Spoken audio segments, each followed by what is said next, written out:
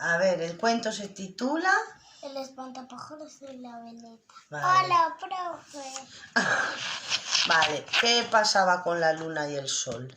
Que estaban Que sabían con... el secreto. sabían el secreto. Y los pajaritos también sabían el secreto. ¿Cuál era el secreto? Que estaban Conectados. enamorados. Enamorados. Es que conectados y enamorados. Vale, es lo mismo. Vale, y la veleta se lo decía a todo el Mundo. Y a todo el corazón suyo. y a todo su corazón.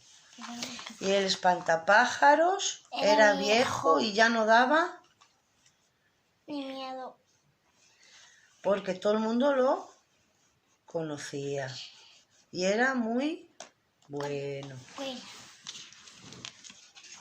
Tienes que contarlo tú, cariño. Pero no era No era tonto. No era tonto. Y tenía siempre pajaritos en la cabeza. Ella lo quería... Tanto. Vale. ¿Y una noche que sucedió algo? Malo, que quitaron el espantapájaro. Quitaron el espantapájaros. ¿Y qué hizo la veleta?